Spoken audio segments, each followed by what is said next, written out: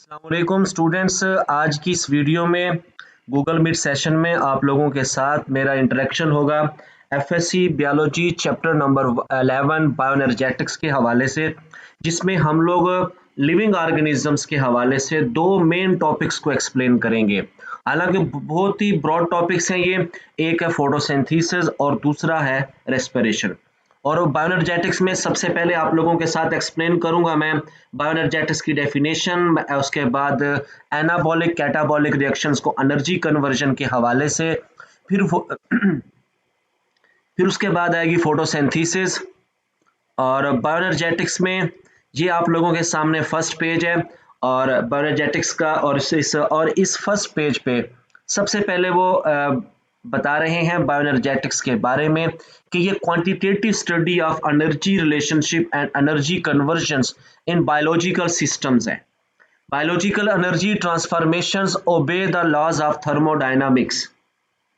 अच्छा, ये बात आप लोगों को क्लियर है कि बायोलॉजिकल सिस्टम यानी लिविंग ऑर्गेनिजम्स में एनर्जी कन्वर्जन और एनर्जी रिलेशनशिप की स्टडी को बायोएनर्जेटिक्स कहते हैं कि ये लॉ ऑफ थर्मोडायनामिक्स को फॉलो करते हैं। जी स्टूडेंट्स, आप लोग बताएं इसका क्या मतलब है कि biological energy transformation obeys the laws of thermodynamics, इसका क्या मतलब है? एनर्जी की एक फॉर्म दूसरी फॉर्म में कन्वर्ट होती है डिफरेंट और बायोलॉजिकल सिस्टम्स में। इसके बाद देखिए, एनर्जी चेंज नहीं होगी, ना कम होगी ना ज्यादा होगी। हाँ, एक फॉर्म से दूसरी फॉर्म में चेंज लाजमी होगी। इसका बताएं आप लोग।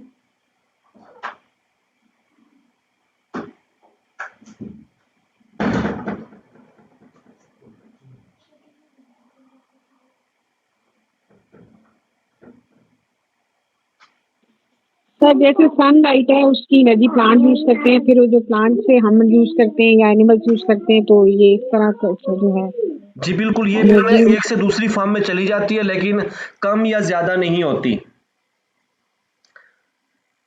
उसके बाद सेकंड पैराग्राफ में वो बात कर रहा है कि जितने भी जानदार हैं उनको फ्री एनर्जी चाहिए होती है अपने फंक्शन करने के लिए।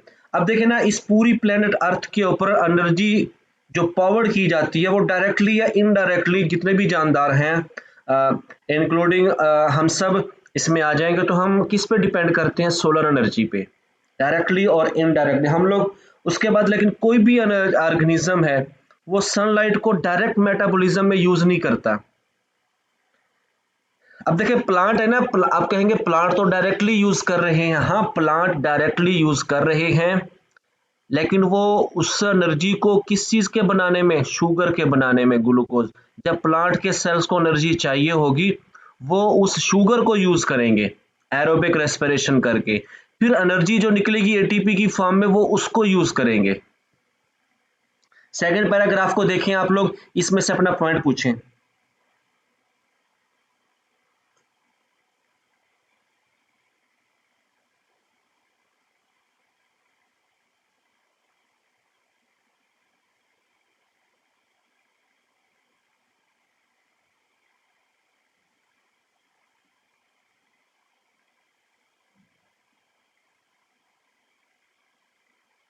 सेकंड पैराग्राफ क्लियर है आप लोगों को? सेकंड और थर्ड?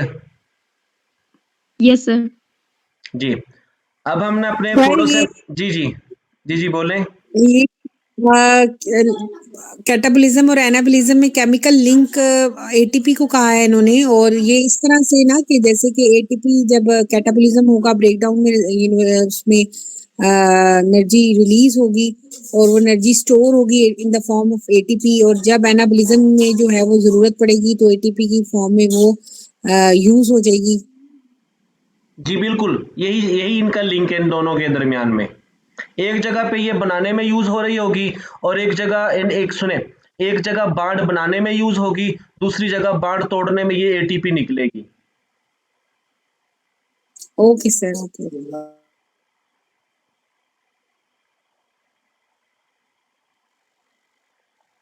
उसके बाद है photosynthesis, conversion of solar energy into chemical energy. अब सोलर एनर्जी में देखिए फोटोसिंथेसिस है, इसको हम लोग एक्सप्लेन करेंगे इन टर्म्स ऑफ एनर्जी कि energy poor inorganic oxidised compound of carbon and hydrogen, mainly water, are reduced to energy rich carbohydrates, sugar, glucose, using the light energy that is absorbed and converted into chemical energy by chlorophyll and some other photosynthetic pigments. The process of photosynthesis in green plants can be summarized as। अब देखें वो यहाँ पे explain कर रहा है कि जो फोटोसिंथेसिस है इनको इन टर्म्स ऑफ एनर्जी कन्वर्जन के हवाले से हम लोग एक्सप्लेन करेंगे। इन्हीं जो ये सामने पैराग्राफ में 4 लाइंस हैं इनको हम लोग यहाँ इक्वेशन के देख के एक्सप्लेन करेंगे। देखें ये जो 6 कार्बन डाइऑक्साइड के मॉलिक्यूल हैं ये क्या चीज़ है, कार्बन का ऑक्सीडाइज कंपाउंड है, और आगे जो पानी है 12 मॉलिक्यूल है ये हाइड्रोजन का ऑक्सीडाइज कंपाउंड है। लाइट और क्लोरोफिल यूज होती है तो ये ग्लूकोज बनाते हैं। ग्लूकोज क्या है, ये एक ऑर्गेनिक कंपाउंड है, एनर्जी रिच कंपाउंड है, ऑक्सीजन बन रही है और वो पानी बन रहा है। अब देखें अब इसकी एनर्जी कन्वर्जन के हवाले से कैसे एक्सप्लेन करेंगे कि फोटोसिंथेसिस एक ऐसा प्रोसेस है जिसमें oxidised compound of carbon and hydrogen जो कि एनर्जी रिच एनर्जी पुअर, इनमें बॉन्डिंग कम से कम है, एक बात। दूसरी अब देखिए ये इनऑर्गेनिक भी, अब कार्बन डाइऑक्साइड भी इनऑर्गेनिक कंपाउंड है और पानी भी इनऑर्गेनिक कंपाउंड है, तो ये दोनों आपस में रिएक्ट करेंगे लाइट और क्लोरोफिल को लेके, तो ये क्या बनाएंगे, एनर्जी पुअर ऑर्गेनिक कंपाउंड। ये बात क्लियर आप लोगों को?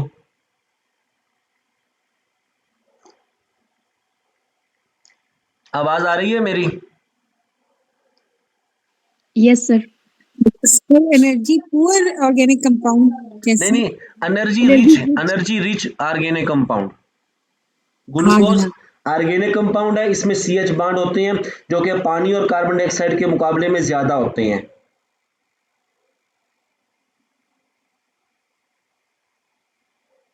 समझ आ गई है आप लोगों को? जी सर।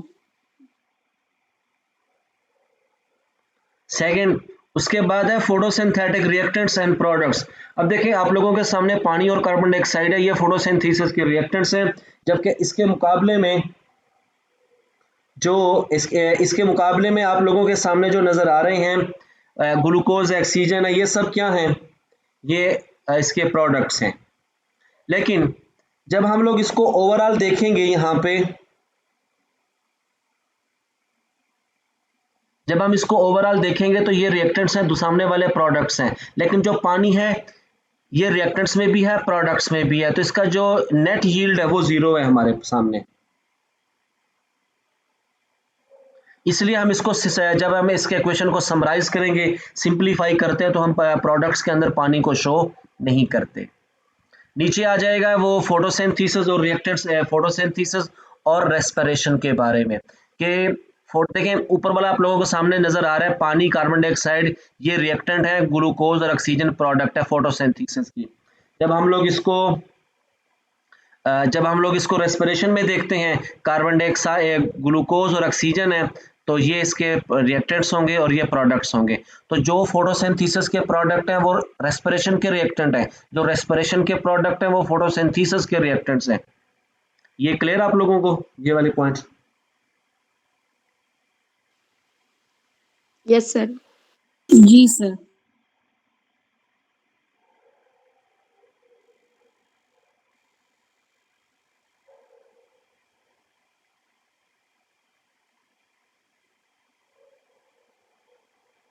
इसके बाद वो बात कर रहा है कि फोटोसिंथेसिस सिर्फ दिन टाइम होती है, whereas respiration goes on day and night, क्योंकि ये तो इसमें तो माइटोकॉन्ड्रिया का रोल है, लाइट का तो कोई रोल ही नहीं है, तो ये दिन और रात दोनों वक्त पौधों में चल रहा होगा। लेकिन during darkness leaves respire and utilise oxygen, रात के वक्त पौधे क्या करते हैं, जो उन्होंने दिन के वक्त ग्लूकोज वगैरह बनाई होती है रात को उसी को यूज करते हैं। क्लियर? और ऑक्सीजन को उसके साथ यूज करेंगे तो बदले में क्या खारिज करेंगे, रेस्पिरेशन है, कार्बन डाइऑक्साइड खारिज करेंगे। लेकिन डॉन और डस्क जब लाइट इंटेंसिटी लो होती है तो फोटोसिंथेसिस का रेट और रेस्पिरेशन का रेट थोड़े वक्त के लिए एक दूसरे के बराबर हो जाता है। इसके कहने का मतलब ये है कि डॉन एंड डस्क, देखें सुबह सादिक में देखें जब सूरज तलू होगा, आधा अभी सूरज तलू हो चुका है और आधा तलू नहीं हुआ, मतलब दिन और रात वाली कैफियत सी है, डे एंड नाइट वाली, एक तरह से रोशनी और अंधेरे वाली कैफियत है। इस वक्त क्या होगा, देखिए सुबह के टाइम जब पौधे सुबह की तरफ जा रहे हैं, रात गुजार के सुबह की तरफ, तब क्या है, रेस्पिरेशन का रेट स्लो डाउन होगा। एक वक्त ऐसा आएगा कि जितनी रेस्पिरेशन चल रही होगी उतनी फोटोसिंथेसिस स्टार्ट हो चुकी होगी, तो उस वक्त क्या होगा कि रेस्पिरेशन के प्रोडक्ट्स को photosynthesis as a reactant use कर लेगा, इन्वायरमेंट के साथ एक्सचेंज नहीं करेगा। सेम केस ऐसे गुरूब आफ्ताब के वक्त, दान के गुरूब आफ्ताब यानी डस्क के वक्त क्या होगा, सूरज जब गरूब हो रहा होगा, आधा गुरूब हुआ है और आधा गुरूब नहीं हुआ, वही दिन और रात वाली कैफियत होगी, तो रोशनी और अंधेरे वाली कैफियत होगी। तो उस वक्त क्या होगा कि जितनी फोटोसिंथेसिस स्लो डाउन हो गई है उतनी रेस्पिरेशन स्टार्ट हो गई है। तो यानी ये एक दूसरे के रिएक्टेंट प्रोडक्ट्स को यूज कर लेंगे, इन्वायरमेंट के साथ इनका एक्सचेंज नहीं होता, यानी उस वक्त इन्वायरमेंट के एटमॉस्फेयर के साथ इनके एक्सचेंज का नेट क्या होगा, जीरो होगा। तो इस पॉइंट को कहते हैं कंपनसेशन पॉइंट। समझ आई आप लोगों को? सर उस टाइम पे ऑक्सीजन फिर रिलीज नहीं होगी? रेस्पिरेशन से फोटोसिंथेसिस से रिलीज होगी और वो पौधों के सेल से बाहर नहीं निकलेगी, उसको रेस्पिरेशन यूज कर लेगा। कार्बन डाइऑक्साइड का भी यही सीन होगा कि वो फोटोसिंथेसिस यूज कर लेगी? एग्जैक्टली यही काम होगा, ये थोड़े से वक्त के लिए होता है बस ये। ठीक है सर इसका रेस्पिरेशन और फोटोसिंथेसिस का जो रेट है वो डिफरेंट होता है डिफरेंट टाइमिंग्स में, मतलब जी। ये कि जैसे फोटोसिंथेसिस हो रही है तो वो जब कंपनसेशन पॉइंट आएगा तो शाम के ये सिर्फ वक्त। सुने, मैं आपकी बात समझ गया, ये सिर्फ डान एंड डस्ट शुभ सादिक और ग्रूब आफ्ताब के वक्त होता है, लेकिन इसके मुकाबले में दिन के टाइम देखें, दिन के टाइम भी तो फोटोसिंथेसिस भी चल रही है, रेस्पिरेशन भी चल रही है। अब दिन के वक्त फोटोसिंथेसिस के नतीजे में जो ऑक्सीजन बनती है वो ऑक्सीजन माइटोकॉन्ड्रिया भी यूज करेगा, लेकिन फिर भी ऑक्सीजन बच जाती इतनी होती है कि उसे एनवायरनमेंट में खारिज करना पड़ता है। यानी जो पौधों से ऑक्सीजन बाहर खारिज हो रही है दिन के वक्त, वो पौधों के सेल में माइटोकॉन्ड्रिया की नीड पूरी करने के बाद भी ऑक्सीजन बच जाती है, जिसे मजबूरन सेल से बाहर खारिज करना पड़ता है। तो इट्स मीन रात को जो है वो ऑक्सीजन का रेट कम होता है। हाँ, कार्बन इसलिए कहते हैं रात के वक्त ना दरख्तों के आसपास ना सोएं। तो अक्सर लोगों में ये होता है कि भाई वो सांस कम होना शुरू हो गया, ऑक्सीजन नहीं मिली, इस तरीके से बेहोश हो गया, तरह तरह की कैफियत हैं, और फिर कहते हैं कि भाई दरख्तों के ऊपर जिन्नात वगैरह हैं, दरख्तों के पास ना सोएं ना बैठे रात के वक्त, हालांकि दरख्त उस वक्त इन्वायरमेंट से ऑक्सीजन ले रहे होते हैं।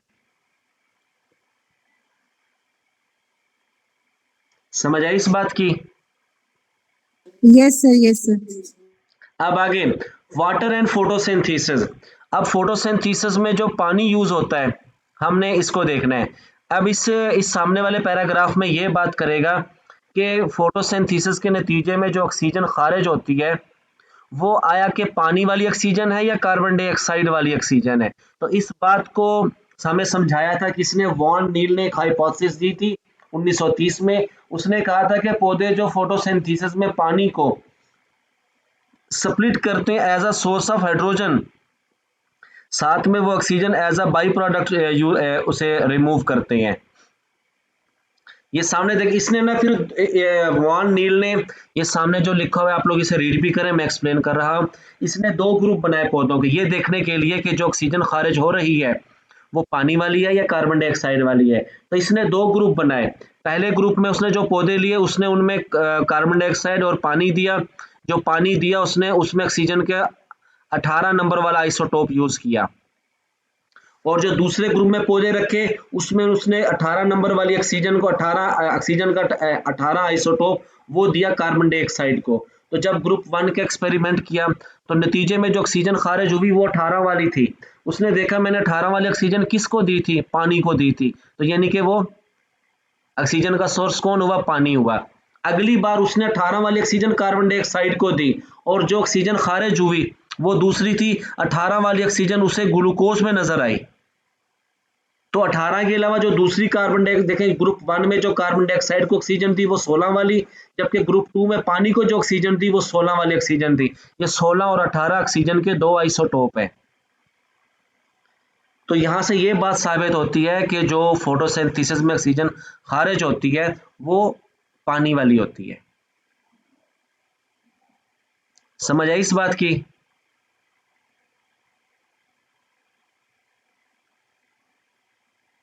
ये वॉन नील की हाइपोथेसिस क्लियर हुई आप लोगों को? No sir.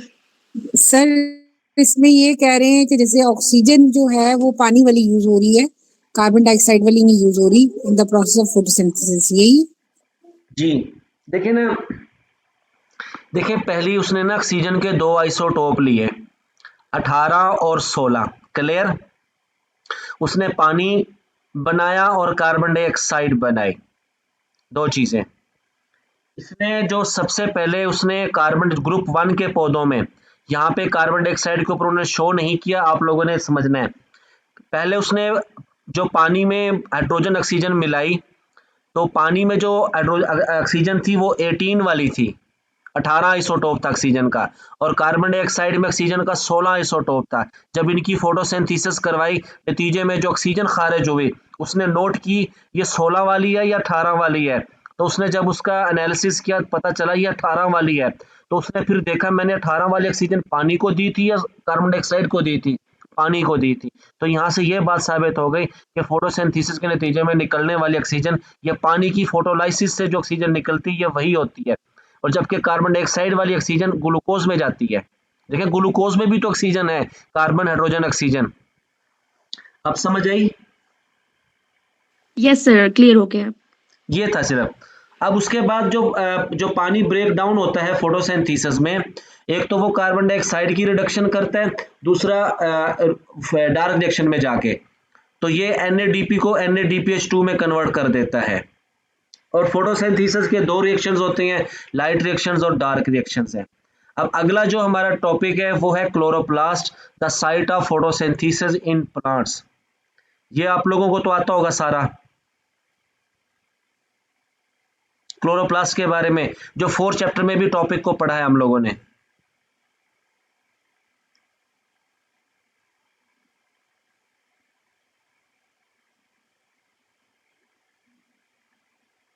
बताइए क्लोरोप्लास्ट का स्ट्रक्चर क्लियर है आप लोगों को? सर ये लास्ट में केमी ऑस्मोसिस जो एटीपी फॉर्मेशन होती है।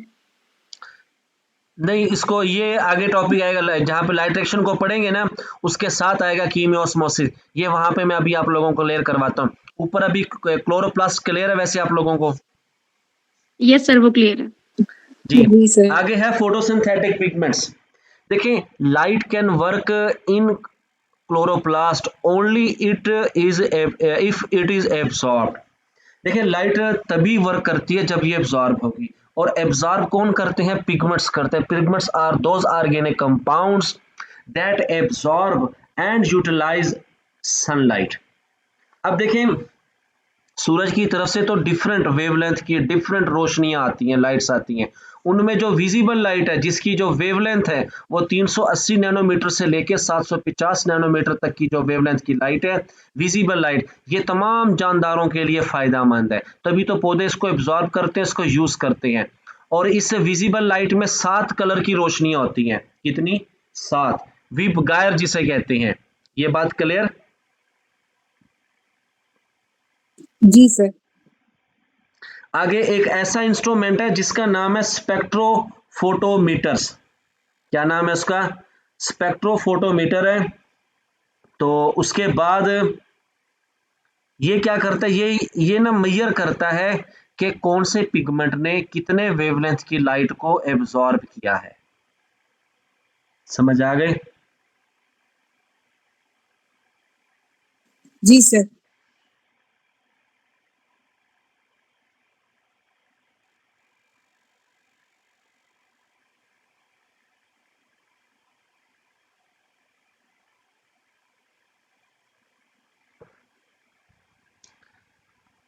तो इसमें समझ आया स्पेक्ट्रोफोटोमीटर का कि ये सनलाइट, ये ग्राफ बना के बताएगा कि कौन से पिगमेंट ने कितने वेवलेंथ की लाइट को एब्जॉर्ब किया है। समझ आ गई? उसके बाद जितने भी, अब देखें आप लोगों ने देखा ना क्लोरोप्लास्ट के अंदर थैलाकॉइड्स होते हैं। थैलाकॉइड्स की मेम्ब्रेन में तमाम पिगमेंट होते हैं, और जो क्लोरोफिल्स हैं ये मेन फोटोसिंथेटिक पिगमेंट हैं। और जिन रोशनियों को, जिन वेवलेंथ को क्लोरोफिल एब्जॉर्ब नहीं करेगा, उनको एक्सेसरी पिगमेंट एब्जॉर्ब करेंगे, उनकी वेवलेंथ को कम करके क्लोरोफिल को देंगे, फिर क्लोरोफिल इनको फोटोसिंथेसिस में यूज करवाएंगे। अब क्लोरोप्लास्ट के अंदर क्लोरोफिल के अलावा कैरोटीनाइड्स भी हैं और ज़ैंथोफिल्स भी हैं। इनकी इनकी जो लाइट को एब्जॉर्ब करने की जो रेंज है वो ये सामने है। Yellow and red to orange carotenoids हैं और दूसरा फिर येलो टू ऑरेंज है वो ज़ैंथोफिल्स आ जाते हैं।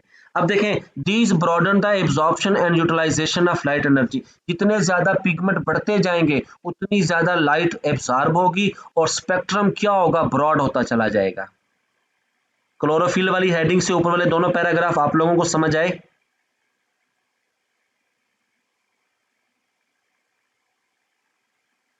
जी सर। अब नीचे है क्लोरोफिल्स। क्लोरोफिल्स की डिफरेंट टाइप्स है, ए बी सी डी, और ये अलगी और प्लांट की थैलाकॉइड के मेम्ब्रेन में होते हैं और बैक्टीरिया में पाए जाने वाले क्लोरोफिल को बैक्टीरियो क्लोरोफिल कहते हैं। अब जो क्लोरोफिल्स हैं ये mainly violet blue and orange red wavelength को एब्सॉर्ब करते हैं। Green, yellow and indigo wavelengths are least absorbed by chlorophylls and are transmitted or reflected, although yellows are often masked by darker green color, hence plant appear green unless masked by other pigments. क्या इसमें आप लोगों को point समझ आया? Sir इसमें ये है कि ग्रीन कलर जो है, ग्रीन लाइट जो है वो रिफ्लेक्ट हो जाती है, इसी वजह से हम लोगों को जो लीव्स का कलर है वो ग्रीन नजर आता है। दोबारा बताएं। ग्रीन लाइट जो है वो लीफ से रिफ्लेक्ट हो जाती है या प्लांट के बाकी पार्ट से, इसलिए हम लोगों को वो प्लांट जो है वो ग्रीन कलर नजर आता है। और अगर बाकी पिगमेंट्स ज्यादा होंगे तो फिर हमें वो बाकी पिगमेंट्स की वजह से वो प्लांट का कलर कोई और कलर का नजर आएगा, जी क्रोमोप्लास्ट जी, की वजह से। जो चीज एब्जॉर्ब नहीं होगी रिफ्लेक्ट होगी वैसा ही कलर नजर आएगा।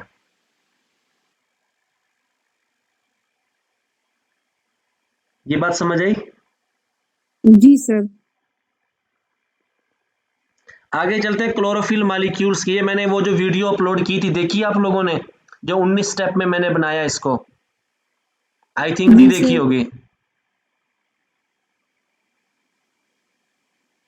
हेलो, जी सर, वीडियो नहीं देखी लेकिन जो पिक्चर्स आपने इमेजेस भेजे थे उसको एक दफा ड्रॉ किया है। देखें वो इमेज वैसे थे, फिर मैंने उन इमेज को ना एक्सप्लेन किया है कैसे कैसे इसको ड्रा करना है, बनाना है, तो वो लाजमी देखें। देखें मैंने ना अब एक चीज़ सामने लिखी हुई नज़र आ रही है, बनी हुई नज़र आ रही है, एक चीज़ वो उसको एक बार हम एक्सप्लेन कर लेंगे तो वो चीज़ जल्दी समझ आ जाएगी। जी सर, वो देखी है, इंशाल्लाह देखेंगे वो।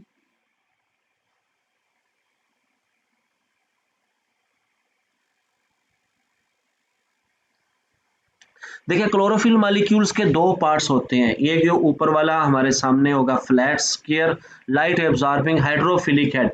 देखें इसके ना दो हिस्से हैं, ये एक टेल है, टेल तो हाइड्रोकार्बन है, ये तो हो गई ऑर्गेनिक, यानी कि ये देखें है तो पूरा मॉलिक्यूल ऑर्गेनिक, ये होगा हाइड्रोफोबिक, हाइड्रोकार्बन है, पानी को रिपेल करेगा। और ये जो इसके अंदर मैग्नीशियम और नाइट्रोजन आ गई है, इन्होंने इसके अंदर इनऑर्गेनिक करैक्टर प्रोड्यूस कर दिया है।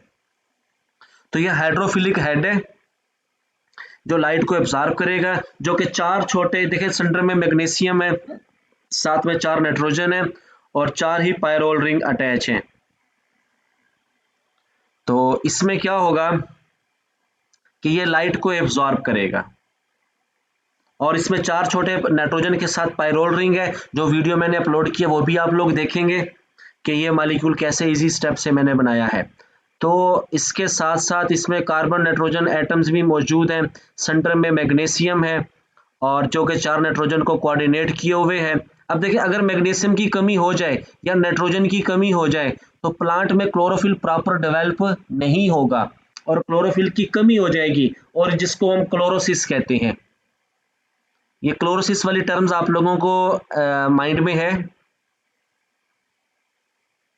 जी सर। ये येलो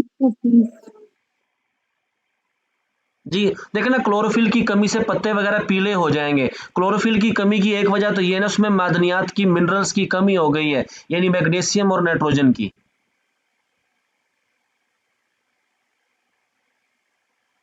अब इसी तरह हीमोग्लोबिन और जो क्लोरोफिल है, इन दोनों के अंदर पोरफायरिन रिंग होता है, लेकिन फर्क ये है कि क्लोरोफिल के अंदर क्लोरोफिल के अंदर क्या होगा, आयरन होगा, इसमें मैग्नीशियम, जबकि हीमोग्लोबिन के अंदर हीम यानी कि आयरन ग्रुप लगा होगा। बाकी स्ट्रक्चर इनका रिसेंबल करता है। और नीचे एक हाइड्रोफोबिक टेल होगी जिसमें 20 कार्बन होगी, 39 हाइड्रोजन है। और क्लोरोफिल मॉलिक्यूल थैलाकॉइड की मेम्ब्रेन में इसी हाइड्रोफोबिक टेल, क्लोरोफिल मॉलिक्यूल की टेल की मदद से जुड़ा होता है। क्लोरोफिल ए, क्लोरोफिल बी एक दूसरे के साथ डिफर करते हैं। इन दोनों का स्ट्रक्चर सेम है, सिर्फ ये जो सेकंड पायरोल रिंग है इसके ऊपर अगर मिथाइल ग्रुप अटैच होगा तो ये क्लोरोफिल ए होगा, जबकि CHO यानी कि एल्डिहाइड ग्रुप होगा तो ये क्या होगा, क्लोरोफिल बी। अब क्लोरोफिल ए, क्लोरोफिल बी, ये आप लोग पूछें इसमें से अपने पॉइंट्स इन दोनों के स्ट्रक्चर में।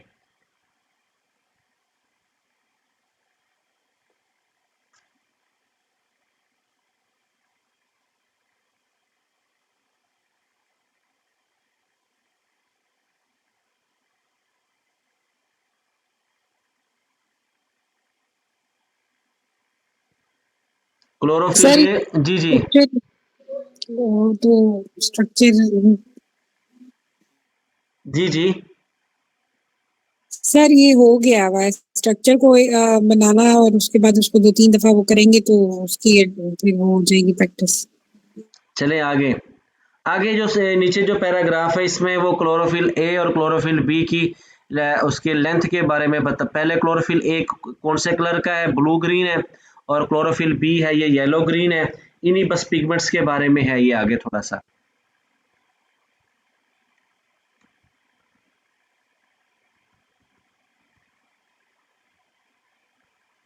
आगे क्लोरोफिल बी, क्लोरोफिल ए, ये सब ग्रीन अलगी पौधों के अंदर ये पाए जाते हैं।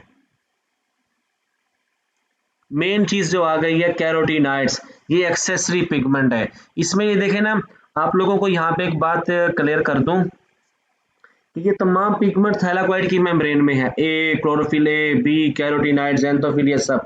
क्लोरोफिल ए मेन पिगमेंट है और बाकी सारे एक्सेसरी पिगमेंट है। मेन पिगमेंट से मुराद ये है कि ये मेन फोटोसिंथेसिस का रिएक्शन करता है, जबकि क्लोरोफिल बी है, कैरोटीनाइड है, ज़ैंथोफिल है, ये लाइट को एब्जॉर्ब करते हैं, उस लाइट की वेवलेंथ को एब्जॉर्ब करता है जिसे ए एब्जॉर्ब नहीं कर सकता, वो उसकी रेंज से बाहर होते हैं। तो ये उनको एब्जॉर्ब करेंगे, उनकी वेवलेंथ को कम करके ए को देंगे और ए उसको क्या करेगा, फोटोसिंथेसिस में यूज करेगा। यही बात सामने है कि जिस पिगमेंट को ए एब्जॉर्ब नहीं करता उसको बी करेगा, बी नहीं एब्जॉर्ब कर सकता लाइट को उसको कैरोटीनाइड जज़ब करेगा, कैरोटीनाइड उसकी वेवलेंथ कम करके बी को देगा, बी देगा ए को, ए फिर आगे क्या करेगा, फोटोसिंथेसिस को चलाएगा। एक्सेसरी पिगमेंट्स में से पूछें अपना पॉइंट।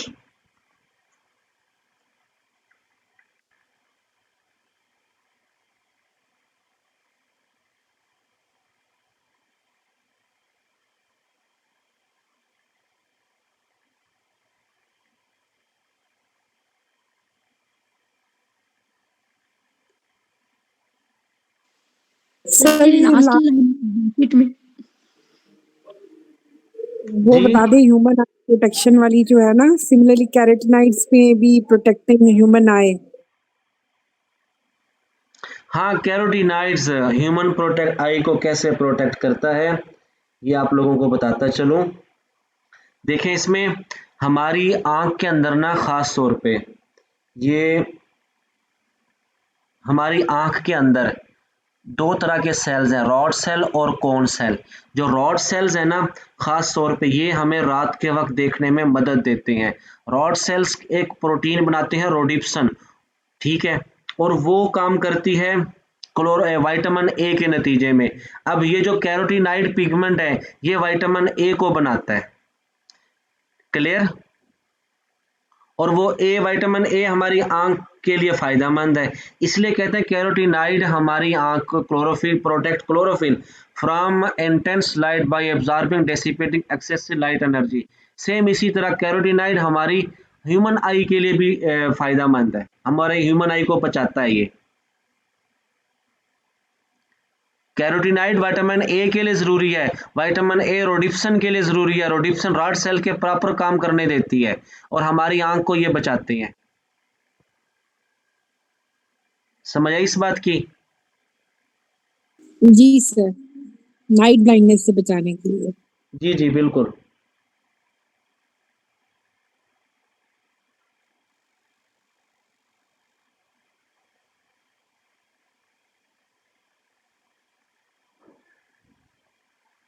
आगे उसके बाद है लाइट ड्राइविंग द एनर्जी।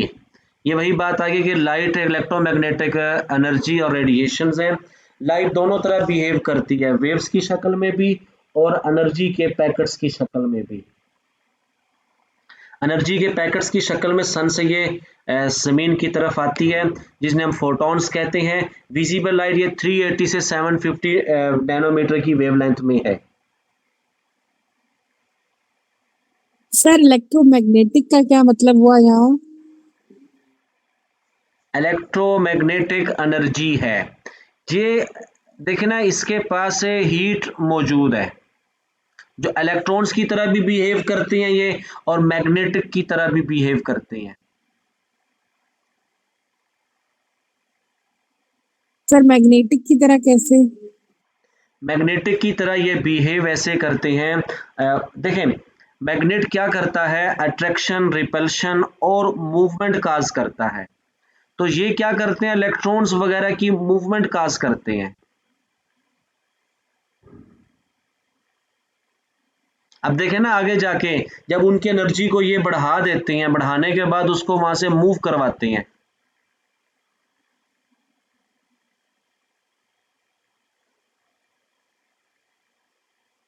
समझ आई इस बात की?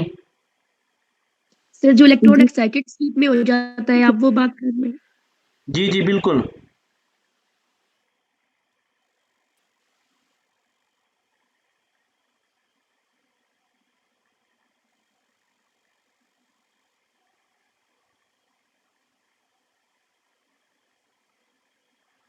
फोटॉन्स वाली बात क्लियर है आप लोगों को?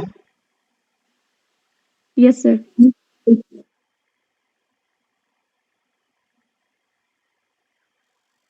अब खुद देखें ना, जैसे ये फैन वगैरह जो मूव कर रहे हैं, अब फैन के अंदर कोई हमने मकनातीस तो नहीं लगाया हुआ जो उसको घुमाएगा, लेकिन जो हीट आ रही है, जो एनर्जी आ रही है करंट की शक्ल में, ये क्या करता है, असल में उन इलेक्ट्रॉन्स वगैरह की मूवमेंट्स में ये खलल भी पैदा करते हैं, जिससे वो क्या करते हैं, रोटेट या मोशन, उनके अंदर मूवमेंट काज हो जाती है। तो इसी तरह जो यानी कि लाइट है, एनर्जी है, ये हीट है एक तरह से, ये इलेक्ट्रिक और मैग्नेटिक दोनों तरह के फील्ड को क्रिएट करती है।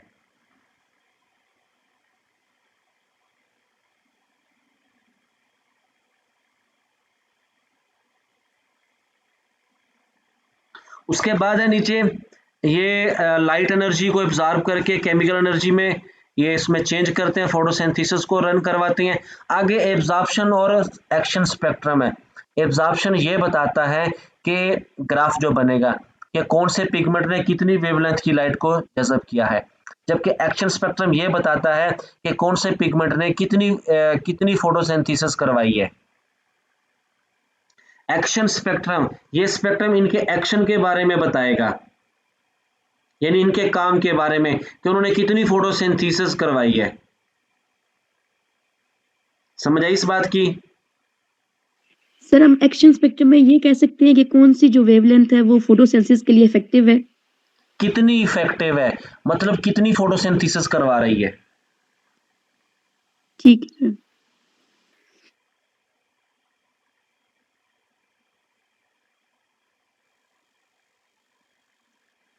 आगे उसके बाद चलते हैं, ये इन्हीं के बारे में है सारा।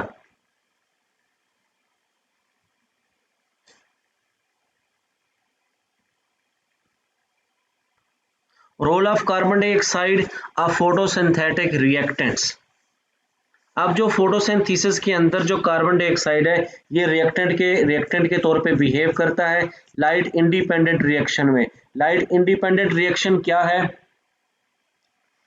लाइट इंडिपेंडेंट रिएक्शन जिसमें लाइट यूज नहीं होगी, जिसमें लाइट यूज नहीं होगी इसे हम कहेंगे लाइट इंडिपेंडेंट रिएक्शंस, और जिसमें कार्बन डाइऑक्साइड की रिडक्शन होती है, और रिडक्शन कौन करता है, NaDH करता है, जो कि लाइट डिपेंडेंट रिएक्शन यानी कि लाइट की मौजूदगी में होने वाला रिएक्शन करवाता है। और इस वक्त about 10% of total photosynthesis is carried out by terrestrial plant. इस वक्त पूरी दुनिया के अंदर होने वाली जितनी भी फोटोसिंथेसिस है, उसका जो कितना है, 10% है, वो कौन कर रहे हैं, टेरेस्ट्रियल प्लांट्स कर रहे हैं, जबकि बाकी कहाँ हो रही है, एक्वेटिक बॉडीज में। ये रीड करें आप लोग, ये सामने वाले 3 पैराग्राफ, इसमें से फिर पूछिए अपना point.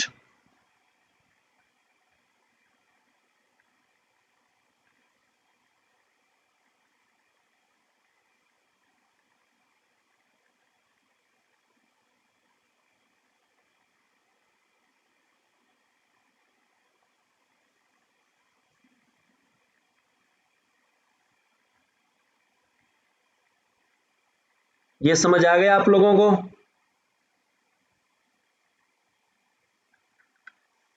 Yes sir.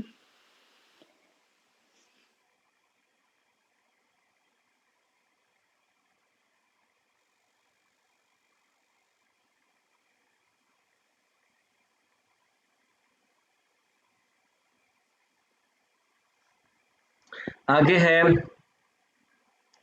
Role of photosynthesis, reaction of photosynthesis.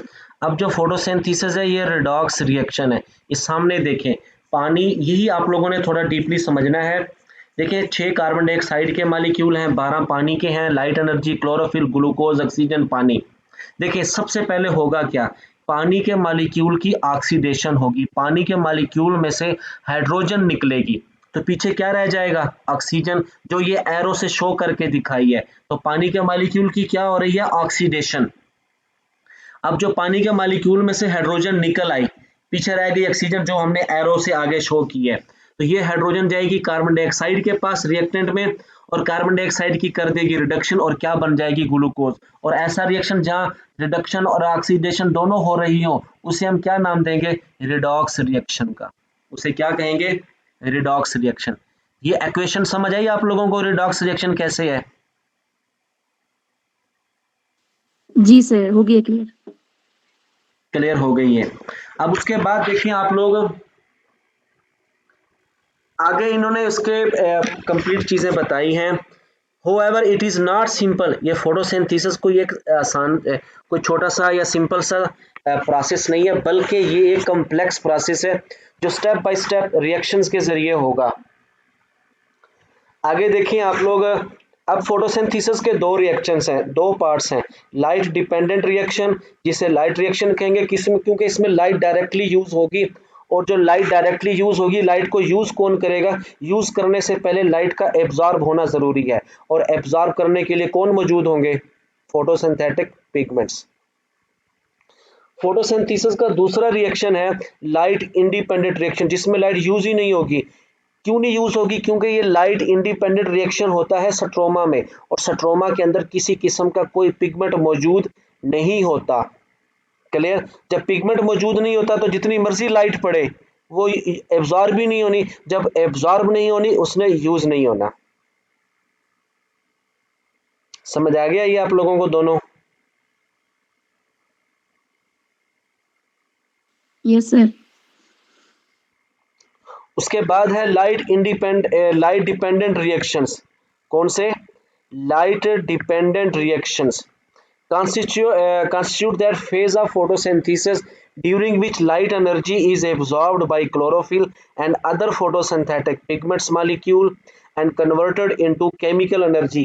As a result of this energy conversion, reducing and assimilating power in the form of NADPH and ATP are formed, both temporarily storing energy to be carried along with hydrogen to the light independent reactions. इसके कहने का मतलब ये है कि light dependent reaction यानी कि light reaction photosynthesis का, यहाँ पे लाइट यूज होगी और पानी के मॉलिक्यूल की ब्रेक डाउन होगी, और इसमें एटीपी भी बनती है और NADPH भी बनता है। अब जो NADPH है ना, ये देखिए नीचे वाला पैराग्राफ, जो ATP और NADPH लाइट रिएक्शन में बने हैं, ये जाते हैं डार्क रिएक्शन स्ट्रोमा में, वहां जाके ATP यूज हो जाती है और NADPH अपनी हाइड्रोजन देता है। NADPH के पास जो हाइड्रोजन है ये पानी वाली हाइड्रोजन है, तो ये हाइड्रोजन देगा कार्बन डाइऑक्साइड को, जिससे डार्क रिएक्शन में कार्बन डाइऑक्साइड की रिडक्शन हो जाएगी स्ट्रोमा में, और वो बना देगा शुगर यानी ग्लूकोज। अब देखें NADPH के पास रिड्यूसिंग पावर भी है और एसिमिलेटिंग पावर भी है। रिड्यूसिंग पावर क्या है कि ये अपना हाइड्रोजन दूसरे को दे देगा। एसिमिलेटिंग पावर क्या है कि इसके पास एनर्जी भी है और रिडक्शन पावर भी है। ये दोनों पावर होने की वजह से हम इसे क्या कहते हैं कि इसके पास एसिमिलेटिंग पावर है। ये दोनों पैराग्राफ देखें सर आप। क्या बताए एसिमिलेटिंग पावर का, दोबारा बता दें। एसिमिलेटिंग पावर का मतलब यह है कि इसके पास खुद भी एनर्जी है और रिड्यूसिंग पावर भी है। ये दोनों बातें होने का नतीजा है इसका। इसको हम क्या कहेंगे कि ये क्या चीज है, ये एसिमिलेटिंग पावर रखती है।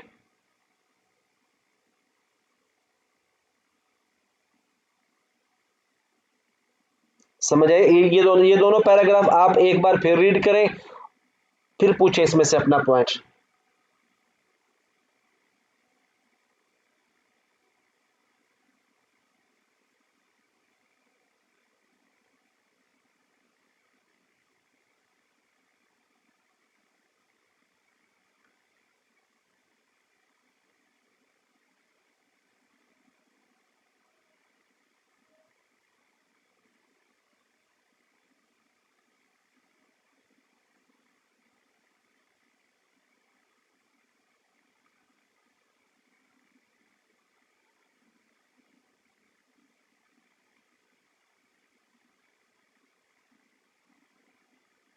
सर आगे चलें।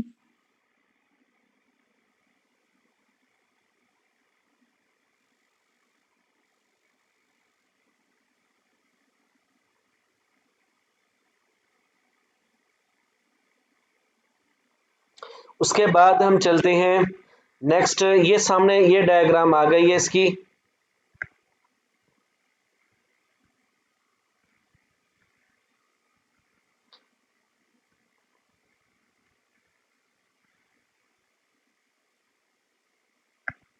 इसका साइज मैं थोड़ा छोटा कर रहा हूं ताकि ये सामने कंप्लीट आ जाए। ये देखें, ये एक तरफ लाइट रिएक्शन है और एक तरफ डार्क रिएक्शन है। लाइट रिएक्शन में सनलाइट, ये देखें आप लोग इसे,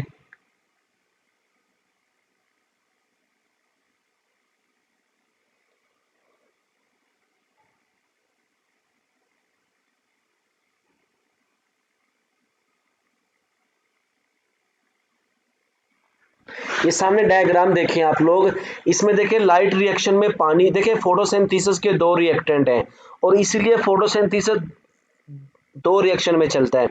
एक रिएक्शन में फोटोसिंथेसिस का एक रिएक्टेंट यूज होगा, दूसरे रिएक्शन में दूसरा रिएक्टेंट यूज होगा। समझ आ गई? और इस एक रिएक्टेंट में क्या चीज है, लाइट आएगी, यहाँ पे फोटो सिस्टम 2 यूज होगा। फोटो सिस्टम किसे कहते हैं? फोटोसिंथेटिक पिगमेंट के गुच्छे को, जो आगे एक्सप्लेन होगा। Electron transport chain, photo system 1, light reaction हो जाएगा। तो नतीजे में क्या बन रहा है, ये ऑक्सीजन इन्वायरमेंट में जा रही है, देखिए पानी यूज होगा, बाकी रह गई हाइड्रोजन और इलेक्ट्रॉन। हाइड्रोजन चले जाएंगे NADPH के पास और इलेक्ट्रॉन की मूवमेंट से एनर्जी निकलती है जो ATP बनती है। ये ATP और NADPH दोनों जाएंगे डार्क रिएक्शन में। डार्क रिएक्शन में जाकर ये कार्बन डाइऑक्साइड को रिड्यूस करके क्या बनाएंगे, यहाँ से शुगर को एक्सपोर्ट करेंगे यानी कि सुक्रोज को, और वापस देखें ATP की फास्फेट यूज हो जाएगी, एनर्जी पीछे रह जाएगा ADP। NADPH की हाइड्रोजन चली जाएगी कार्बन डाइऑक्साइड के पास, पीछे रह जाएगा ये NADP, और ये दोनों फिर वापस आ जाएंगे थैलाकोइड में। वहां आके अगले फोटोसिंथेटिक रिएक्शन में यानी लाइट रिएक्शन में इनकी रिसाइकलिंग होगी और ये चक्कर ऐसे चलता रहता है। बताएं अब आप इस डायग्राम में से अपना पॉइंट जो क्लियर ना हुआ हो।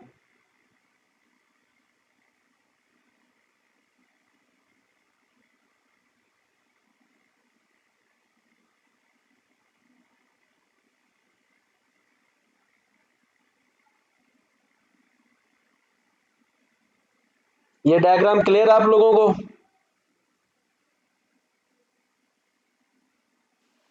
बोले। सर ये NADP पॉजिटिव और ADP जो है ये डार्क रिएक्शन से वापस जा रहे हैं लाइट रिएक्शन में।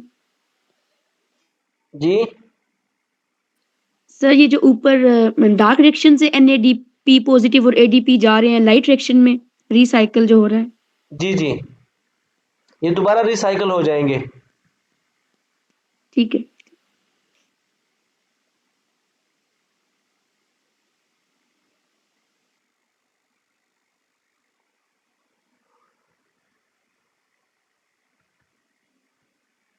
सबसे पहले है light dependent reaction, energy conversion है, formation of ATP and NADPH, ATP and NADPH ये वाला रिएक्शंस है इसके अंदर। अब इसमें क्या चीज आएगी, ये देखें आप लोग गौर से कि इसमें सबसे पहले लाइट रिएक्शन कहाँ होगा, थैलाकॉइड की मेम्ब्रेन में होगा। थैलाकॉइड की मेम्ब्रेन में ये ग्रीन सब चीजें क्या है, ये फोटोसिंथेटिक पिगमेंट्स हैं।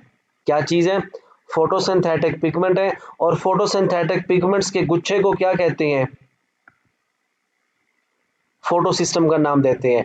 फोटोसिंथेटिक पिगमेंट थैलाकॉइड की मेम्ब्रेन में होते हैं और इनके मजमूए को, इनके ग्रुप को क्या नाम देते हैं, इनके ग्रुप को कहते हैं फोटो सिस्टम। समझ आ गई ये बात आप लोगों को, बोले? जी सर।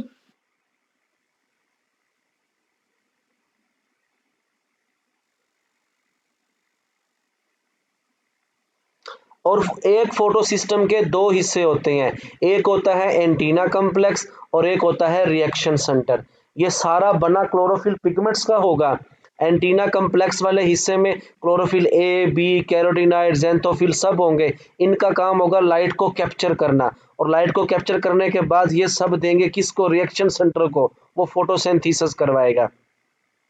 और हर फोटो सिस्टम का अपना प्राइमरी इलेक्ट्रॉन एक्सेप्टर होता है जो वहां से निकलने वाले इलेक्ट्रॉन को यूज करता है। और फिर इलेक्ट्रॉन ट्रांसपोर्ट चेन के ऊपर से इलेक्ट्रॉन गुजरते हैं जो एनर्जी निकालते हैं एटीपी, और इसको कहते हैं कीमियोस्मोसिस। आगे फोटो सिस्टम दो किस्म के पाए जाते हैं थैलाकॉइड की मेम्ब्रेन में, एक होगा फोटो सिस्टम 1 और एक होगा फोटो सिस्टम 2। और फोटो सिस्टम 1 एब्जॉर्ब करता है 700 नैनोमीटर की लाइट को और फोटो सिस्टम 2 एब्जॉर्ब करता है 680 नैनोमीटर की लाइट को। और हर फोटो सिस्टम का अपना प्राइमरी इलेक्ट्रॉन एक्सेप्टर होता है जो वहां से निकलने वाले इलेक्ट्रॉन को यूज करता है। और फिर उसके बाद क्या होगा, ये समझ आ गया इतना आप लोगों को? Yes sir. फोटो सिस्टम 1 और फोटो सिस्टम 2 इनके नाम इनकी डिस्कवरी की वजह से है। जो पहले डिस्कवर हुआ उसको 1 कह दे, जो बाद में उसको 2 कह दिया। अब आगे, अब लाइट रिएक्शन देखें, फोटोसिंथेसिस चलेगी दो स्टेप में, लाइट रिएक्शन, डार्क रिएक्शन। और लाइट रिएक्शन चलेगा दो स्टेप में, कभी नॉन साइक्लिक इलेक्ट्रॉन और कभी साइक्लिक फोटो फास्फोराइलेशन, साइक्लिक या फिर नॉन साइक्लिक।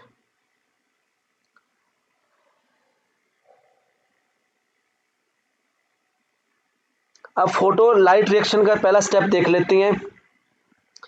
इसकी रीडिंग अभी अभी हम दोबारा देखते हैं, पहले हम डायग्राम पे चलते हैं इसकी, उसको एक्सप्लेन करते हैं। इसको मैं थोड़ा छोटा कर लूं।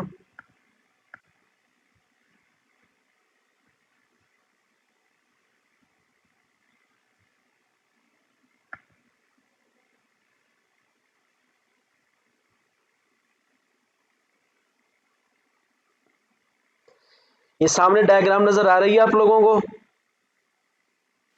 Yes sir. ये देखें, सबसे पहले फोटो सिस्टम 2 पे सनलाइट पड़ेगी, ये पीला एरो दिखा रहे हैं। जब ये फोटो सिस्टम 2 पे सनलाइट पड़ेगी तो इसकी एनर्जी बढ़ जाएगी, इसकी एनर्जी बढ़ जाएगी। और जब इसकी एनर्जी बढ़ेगी क्लोरोफिल मॉलिक्यूल्स की, तो इसमें से इलेक्ट्रॉन मूव करेंगे, एक्साइट करेंगे, उनकी एनर्जी बढ़ जाती है। उन इलेक्ट्रॉन को कैप्चर कर लेंगे उस फोटो सिस्टम के सामने पड़ा हुआ उसका प्राइमरी इलेक्ट्रॉन एक्सेप्टर। तो इस फोटो सिस्टम 2 में से कितने इलेक्ट्रॉन निकलेंगे, 2 इलेक्ट्रॉन निकलेंगे। तो हम कहेंगे भाई जहां से इलेक्ट्रॉन निकल जाते हैं उसकी ऑक्सीडेशन हो जाती है, तो यू फोटो सिस्टम 2 क्या हो जाएगा, ऑक्सीडाइज हो जाएगा। ये स्टेप क्लियर हुआ? जी सर। अब यहाँ पे देखें, फोटो सिस्टम 2 में 2 इलेक्ट्रॉन की कमी है, तो साथ ही इसके आसपास पड़े होंगे पानी के मॉलिक्यूल। जो सनलाइट फोटो सिस्टम 2 के फोटोसिंथेटिक पिगमेंट्स पे पड़ रही है, वही वो लाइट पानी के मॉलिक्यूल पे जब पड़ती है तो पानी के मॉलिक्यूल्स की क्या, उसको तोड़ देती है। हम कहेंगे इसकी क्या हो गई है, इसकी फोटोलाइसिस हो गई है। क्या हो गई है? इसकी फोटोलाइसिस हो गई है और ये पानी के मालिक्यूल जब टूटेगा तो इसकी फोटोलाइसिस से 2 हाइड्रोजन आयन बनेंगे और एक ऑक्सीजन का मालिक्यूल। फिर वो लाइट मजीद हाइड्रोजन की हाइड्रोजन में से 2 इलेक्ट्रॉन को रिमूव करेगी, तो हाइड्रोजन क्या हो जाएंगे? 2H पॉजिटिव हो जाएंगे। तो यानी पानी की फोटोलाइसिस से 2 हाइड्रोजन आयन बने, 2 इलेक्ट्रॉन। ये इलेक्ट्रॉन एक एक हाइड्रोजन वाला है और एक ऑक्सीजन का एटम मोनोएटॉमिक मॉलिक्यूल। तो ये 2 इलेक्ट्रॉन किसको दे देगा? इस फोटो सिस्टम को दे देगा। तो यूं इस फोटो सिस्टम की रिडक्शन हो जाएगी और ये नॉर्मल हो जाएगा। ये पहला स्टेप देखें लाइट रिएक्शन का। समझ आया आपको?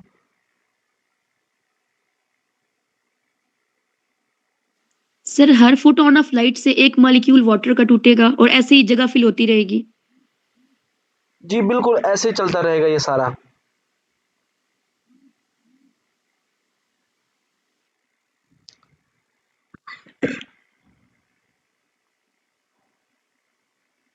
समझ आया ये बात आपको? ये पहला स्टेप है इसका। फोटो सिस्टम 2 से ये रिएक्शन चलेगा और फोटो सिस्टम 2 से जो इलेक्ट्रॉन निकलेंगे वो उसका प्राइमरी इलेक्ट्रॉन एक्सेप्टर ले लेगा। बिल्कुल सेम इसके सामने दूसरा फोटो सिस्टम 1 पड़ा होगा, इस पे से इसके ऊपर भी लाइट पड़ेगी, इसकी एनर्जी लेवल बढ़ जाएगा, यहाँ से 2 इलेक्ट्रॉन निकल के जाएंगे प्राइमरी इलेक्ट्रॉन एक्सेप्टर के पास। यानी फोटो सिस्टम 1 के पास भी 2 इलेक्ट्रॉन की कमी है, ये भी ऑक्सीडाइज हो गया।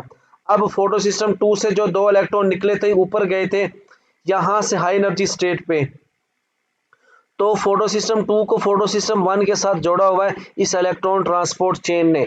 और इस इलेक्ट्रॉन ट्रांसपोर्ट चेन के अंदर ये 3 इलेक्ट्रॉन कैरियर हैं, प्लास्टोक्यूनिन, साइटोक्रोम कॉम्प्लेक्स और प्लास्टोसाइनिन। तो ये इलेक्ट्रॉन यहाँ से मूव करेगा इलेक्ट्रॉन ट्रांसपोर्ट चेन पे प्लास्टोक्यूनिन के पास, प्लास्टोक्यूनिन के बाद वो जाएगा साइटोक्रोम कॉम्प्लेक्स के बाद, साइटोक्रोम कॉम्प्लेक्स से होता हुआ जाएगा प्लास्टोसाइनिन के पास और प्लास्टोसाइनिन इसको धकेल देगा फोटो सिस्टम 1 के पास। यू फोटो सिस्टम 1 के भी इलेक्ट्रॉन की कमी पूरी हो जाएगी। जब ये इलेक्ट्रॉन हाई एनर्जी से लो एनर्जी की तरफ आए, इस इलेक्ट्रॉन ट्रांसपोर्ट चेन पे मूव करते हुए आए, तो इसने क्या निकाली? एनर्जी निकाली, हीट निकाली अपने में से, वो एटीपी बनाने में यूज हो जाती है। और इलेक्ट्रॉन ट्रांसपोर्ट चेन पर बनने वाले इलेक्ट्रॉन की वजह से एनर्जी जो एटीपी बनाती है, इस अमल को कहते हैं कीमियोस्मोसिस। समझ आई अब आपको? आवाज आ रही है मेरी? Yes sir. समझ आ गया ये आपको? Yes sir. अब उसके बाद ये 2 इलेक्ट्रॉन यहाँ चले गए थे, यहाँ से फिर आगे एक और इलेक्ट्रॉन कैरियर प्रोटीन है फेरिडॉक्सिन, ये ले लेगी इसको। उसके आगे एक एंजाइम पड़ा होगा NADP रिडक्टेज, ये 2 इलेक्ट्रॉन ले लेगा NADP, ये इसने ले लिए। और NADP के पास ही पड़ा होता है NADP, ये वाला NADP पॉजिटिव। और ये वाले 2 इलेक्ट्रॉन जो पानी वाले थे, ये यहाँ से मूव करते करते ये चले जाएंगे इस एंजाइम के पास। तो ये लिखे इसके पास NADP प्लस है, साथ ही 2 हाइड्रोजन आयन है और साथ ही 2 इलेक्ट्रॉन। तो ये क्या बना देगा? NADPH and H positive. देखें NADP प्लस और साथ ही 2 हाइड्रोजन आयन है, तो ये 2 इलेक्ट्रॉन है, एक इलेक्ट्रॉन रिड्यूस करेगा इस P पॉजिटिव को, एक इलेक्ट्रॉन रिड्यूस करेगा एक H को, तो पीछे यानी एक H पॉजिटिव रह गया, वो ये है। और कंपाउंड क्या बन गया? NADPH। ये है लाइट रिएक्शन। डायग्राम को देखिए, पूछे इसमें से अपना पॉइंट।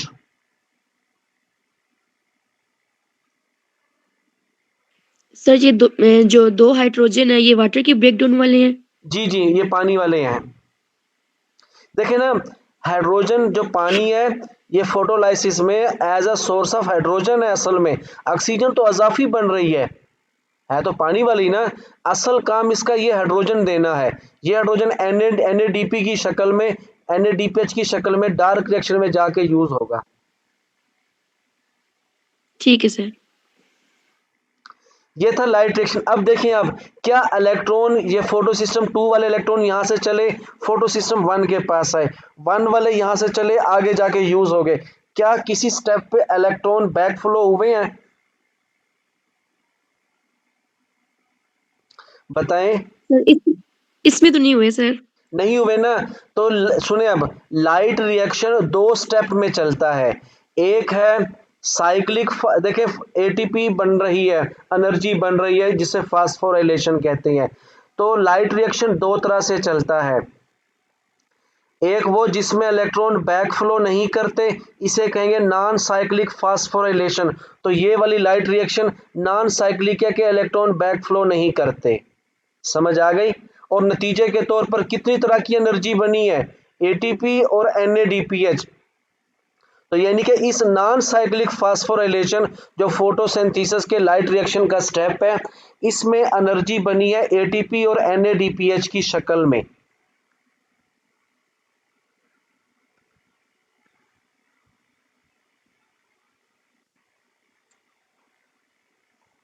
मैं आपको बताऊं कि फोटोसिंथेसिस का जो लाइट रिएक्शन है, आया कि ये नॉन साइक्लिक, देखिए दूसरा, ये जो इलेक्ट्रॉन की मूवमेंट है ये जी शक्ल की है, इसलिए इसे जी स्कीम भी कहते हैं। अब सुने, लाइट रिएक्शन 2 तरह से चलता है, कभी साइक्लिक और कभी नॉन साइक्लिक। और ये साइक्लिक चलेगा या नॉन साइक्लिक चलेगा, इस बात की वजह बनती है डार्क रिएक्शन। अगर डार्क रिएक्शन में एटीपी यूज होनी है और साथ में NADPH, तो लाइट रिएक्शन चलेगा नॉन साइक्लिक। और जब सिर्फ और सिर्फ एटीपी यूज करनी होगी डार्क रिएक्शन में, NADPH नहीं चाहिए, तो वो चलेगा साइक्लिक की शक्ल में। अब आगे देखें, ये देखें सामने स्क्रीन पे नजर आ रहा है कि जब इलेक्ट्रॉन फोटो सिस्टम 1 से निकल के, देखें एटीपी बनी थी इस इलेक्ट्रॉन ट्रांसपोर्ट चेन पर, ये वाले। अब उसके बाद देखें, ये जब फोटो सिस्टम 1 से इलेक्ट्रॉन निकलकर प्राइमरी इलेक्ट्रॉन एक्सेप्टर के पास जाते हैं, फिर फेरिडक्शन NADPH और यूज होकर ये बना देते हैं, ये था नॉन साइक्लिक। अब क्या होगा, इलेक्ट्रॉन आगे नहीं जाएंगे, ये इलेक्ट्रॉन फेरिडक्शन के पास आएंगे, उन्होंने यहाँ से उठा के इधर शो कर दिया, आगे इसको यूज नहीं शो नहीं किया, क्योंकि NADPH तो हाइड्रोजन को यूज करवा रहा है, इलेक्ट्रॉन को यूज करवाएगा।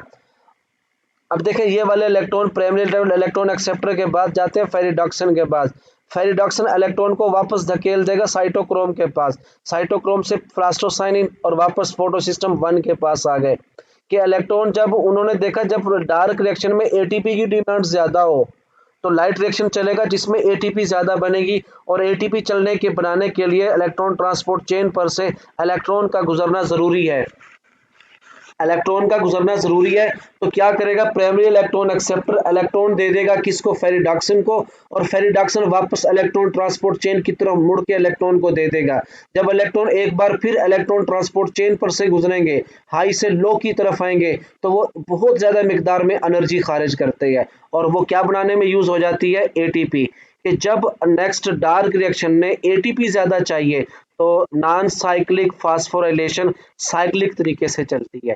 देखिए यहाँ से इलेक्ट्रॉन चले थे, मूव करके वापस फिर यहीं आ गए, तो ये क्या हो गया, साइक्लिक फास्फोराइलेशन, जब एटीपी की ज्यादा नीड हो। बताएं, क्लियर हुआ ये आपको? सर जब इन्होंने फेरिडॉक्सिन को राइट साइड पे मेंशन किया हुआ है तो फिर लेफ्ट साइड पे क्यों मेंशन किया है इन्हें? ताकि वो इलेक्ट्रॉन जल्दी इलेक्ट्रॉन ट्रांसपोर्ट चेन को दे सके। देखिए इधर तो कोई इलेक्ट्रॉन ट्रांसपोर्ट चेन नहीं है इस साइड पे, फेरिडॉक्सिन ने इलेक्ट्रॉन देने होते हैं इलेक्ट्रॉन ट्रांसपोर्ट चेन को, ताकि वो एटीपी बना सके।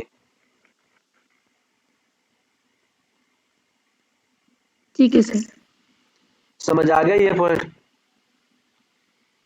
जी सर।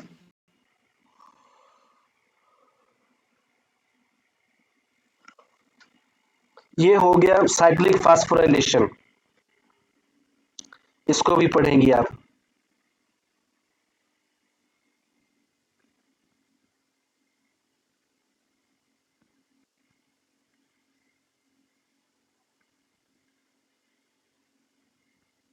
ये है कि, अच्छा सुने पीछे,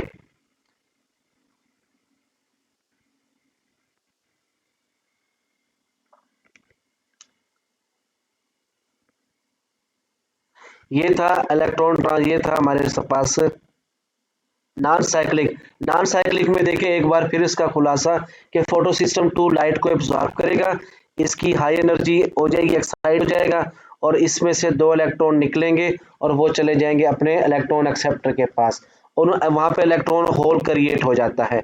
फोटो सिस्टम 2 में। इलेक्ट्रॉन हेल ये स्ट्रांग ऑक्सीडाइजिंग एजेंट है, क्योंकि ये क्या करेगा, ऑक्सीडेशन करेगा दूसरे की। तो ये फिर क्या करेगा, पानी के मॉलिक्यूल पे ऑक्सीजन लाइट पड़ती है, जिससे पानी का मॉलिक्यूल टूट जाता है, जिसे फोटोलाइसिस ऑफ वाटर कहते हैं।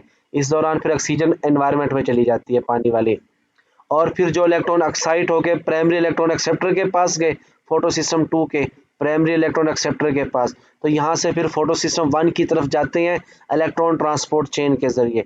इलेक्ट्रॉन ट्रांसपोर्ट चेन में एक प्रोटीन होती है, उसका नाम होता है प्लास्टोक्यूनिन, और होते हैं कम्प्लेक्स ऑफ 2 साइटोक्रोम, दरमियान में साइटोक्रोम है, और फिर आगे जाके एक कॉपर कंटेनिंग प्रोटीन है, उसका नाम है प्लास्टोसाइनिन, जो इलेक्ट्रॉन ट्रांसपोर्ट चेन में है। इस तरीके से ये आगे रिएक्शन चलता है। ये समझ है आप लोगों को इसकी, जो भी मैंने समझाया आप लोगों को? Yes sir.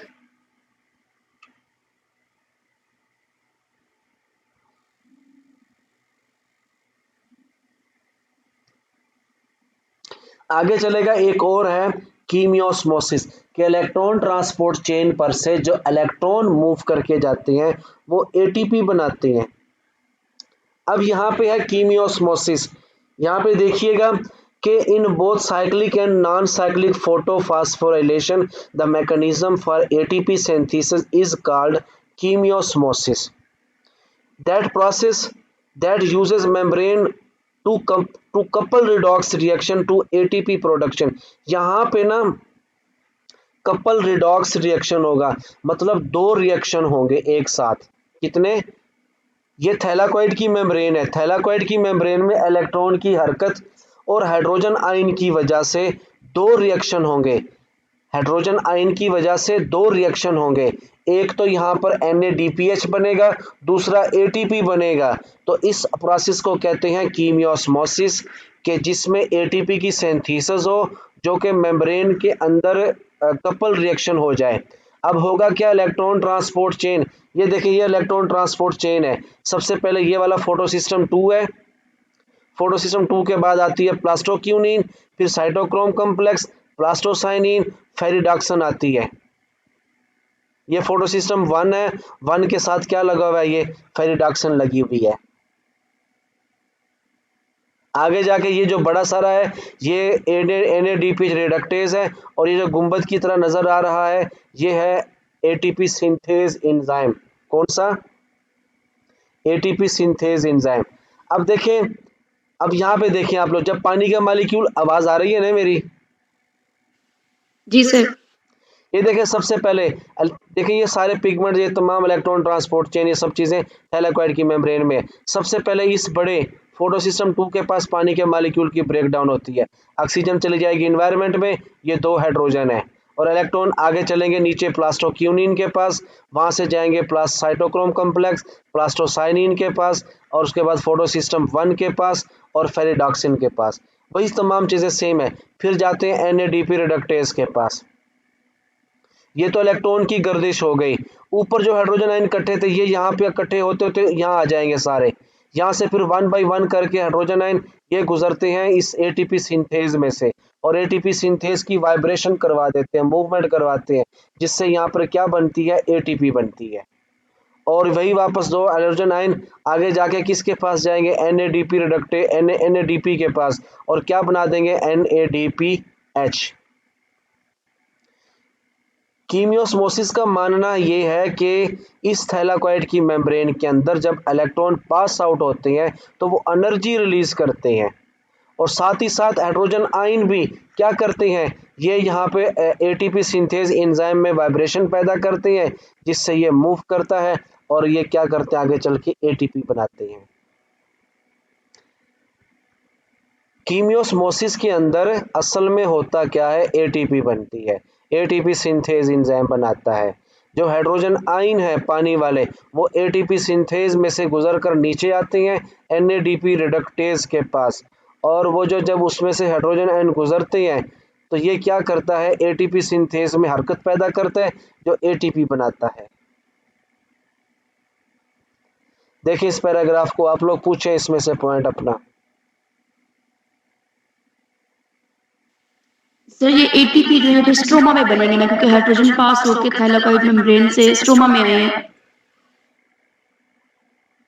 जी बिल्कुल।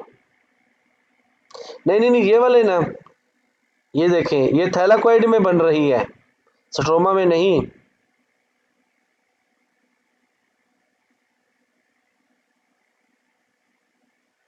समझ आई सर ये आपको? जो एटीपी सिंथेस से पास कर रहे हैं, ऊपर से जो नीचे आ रहे हैं। ये उस मेम्ब्रेन में मौजूद है।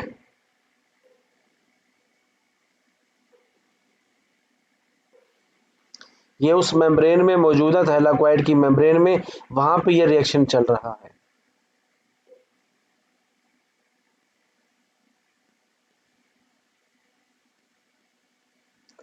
इसके बाद आ जाता है लाइट इंडिपेंडेंट रिएक्शन। कौन सा? जिसमें लाइट यूज नहीं होगी। ये क्लोरोप्लास्ट के स्ट्रोमा में होता है। हम लोग इसको भी वन बाय वन करके एक्सप्लेन करेंगे इस डायग्राम की मदद से।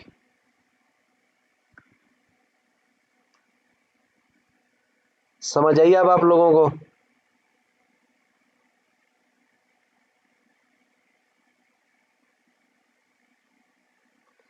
डायग्राम में क्या समझ आ रही है? कोई आप लोगों में से एक्सप्लेन करे इसे।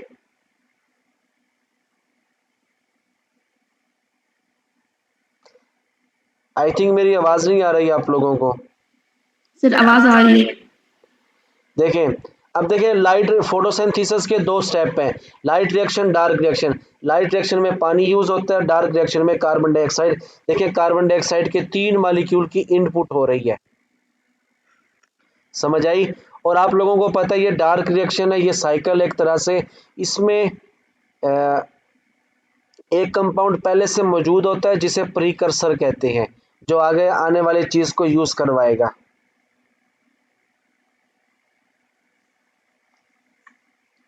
समझ आया ये आप लोगों को? ये जो रिएक्शन है केल्विन साइकिल, जिसे डार्क रिएक्शन भी कहते हैं, ये कहाँ होता है? स्ट्रोमा के अंदर। और ये साइकिल की शक्ल में चलता है। इसके पास एक कंपाउंड RuBP, राइबोलोज बिसफास्फेट, यहाँ पहले से मौजूद होगा, जो आने वाले 3 कार्बन डाइऑक्साइड को अपने साथ जोड़ेगा और इन दोनों का रिएक्शन करवाएगी एक प्रोटीन जिसका नाम है रूबिस्को। क्या नाम है उसका? रूबिस्को।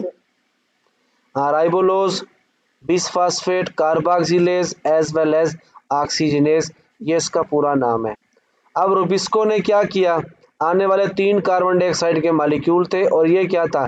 5 कार्बन के मॉलिक्यूल हैं। हर मॉलिक्यूल की पहली और आखिरी साइड पे क्या लगी हुई है? फास्फेट ग्रुप लगा हुआ है। ये रूबिस्को क्या होगा? प्रीकर्सर होगा, ये पहले से मौजूद था। इन्होंने आने वाले 3 कार्बन डाइऑक्साइड मॉलिक्यूल को यूज करवाया और देखें, ये कितनी थी? 15 हो गई टोटल। राइबोलोज बिसफास्फेट के 3 मॉलिक्यूल हैं, 5-5 कार्बन के, और हर एक के साथ एक और दो फास्फेट मौजूद हैं। तो कितनी कार्बन हो गई टोटल RuBP के 3 मॉलिक्यूल की? 15 कार्बन। और फास्फेट ग्रुप? हर 6। हाँ 6, गुड। हर एक के पास 2 हैं तो टोटल 3 है तो 6 हो गए। आने वाले 3 कार्बन डाइऑक्साइड के मॉलिक्यूल इसमें यूज हो जाएंगे। तो पहले कितनी कार्बन पड़ी है? 15। 3 ये और आ गई तो टोटल कितनी हो गई? 18। और फास्फेट कितने हैं? 6।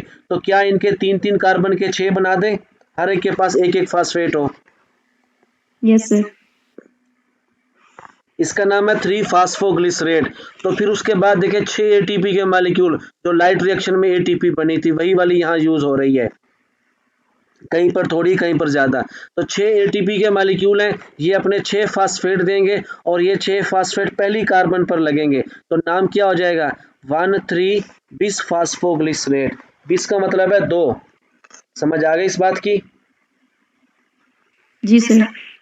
और आगे चल के जो हमने पहली कार्बन पे 6 फास्फेट अटैच किए थे, ये पहले तो 6 फास्फेट निकाल लें, तो वहां पर एक एक वैलेंसी खाली हो गई और फिर 6 NADPH आएंगे, 6 हाइड्रोजन वहां लगेंगे और 6 NADP प्लस निकलेंगे और ये कंपाउंड क्या बन जाएगा?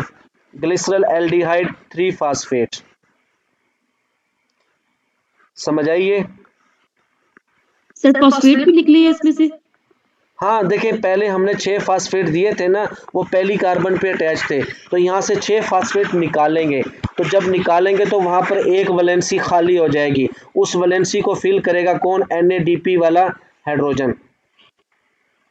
ऊपर देखें ना 6 हाइड्रोजन भी तो आ रहे हैं, ये NADPH आए 6, वापसी क्या निकले? NADP 6, तो क्या चले गए अंदर? हाइड्रोजन। ठीक है सर। उसके बाद देखें ये कितने तादाद में? 6 थे। कितने थे? 6। इनमें से एक 3 कार्बन वाला कंपाउंड शुगर निकल गया, ट्राइओज, ये यहाँ से निकल गई, और पीछे कितनी रह गई? 3 कार्बन वाले 5 रह गए। समझ आई ये बात?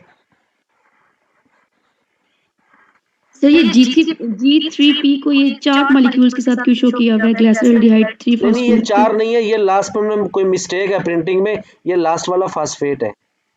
ठीक है सर। आगे देखें, ये वही बना पड़ा है। यस सर, देख ली। आगे देखें, ये थोड़ा समझिएगा, ये 3 स्टेप में है, 1 2 3, कितने हैं? 1 2 3 स्टेप है, ये है मल्टीपल स्टेप रिएक्शन। तो यहाँ पे कितने ATP आ रहे हैं? 3। ये 3 अपने फास्फेट देंगे और ये बना के क्या निकलेंगे? 3 ADP। समझ आ गई? सर यहाँ पे तो ATP टूट रहे हैं ना। मेरी बात तो सुने ना, ATP दोबारा बताएं क्या हो रहा है? ATP की ब्रेकडाउन हो रही है यहाँ पे। ATP की देखिए ना, ATP की ब्रेकडाउन होगी, तो देखिए यहाँ पर भी तो थे ना, 6 ATP आए थे, 6 ATP निकले, मतलब 6 फास्फेट चले गए। जी सर, इसमें 3 फॉस्फेट फिर ऐड हो जाएंगे। नहीं सुने, एक स्टेप पे एक फास्ट, देखिए जो चीज अगले स्टेप में यूज होनी होगी वो ऐड होगी, फौरी यूज नहीं होगी। यहाँ एक स्टेप में एक फास्फेट यूज हो जाएगा। देखिए हमें कितने फास्फेट मिले? यहाँ से 3, एक यहाँ यूज हो गया, एक यहाँ यूज हो गया, एक आगे चला जाएगा। तो मतलब पहले 3 कार्बन के 5 कंपाउंड थे, हर एक के पास एक फास्फेट था, मतलब कितनी कार्बन होगी? 15 कार्बन है और 5 फास्फेट हैं। एक फास्फेट ये वाला भी ऐड हो गया, तो कितने फास्फेट हो गए? 6, और ये कंपाउंड दोबारा फिर बन जाएगा 5 कार्बन के 3, यानी 5 कार्बन के 3 है, हर एक के पास 2 फास्फेट हैं, तो 6, तो 3 कंपाउंड है, तो टोटल कितने का फास्फेट हो गए? 6।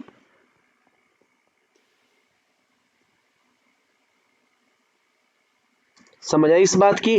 ये वाला स्टेप ना रीअरेंजमेंट है, देखिए रीजनरेशन है।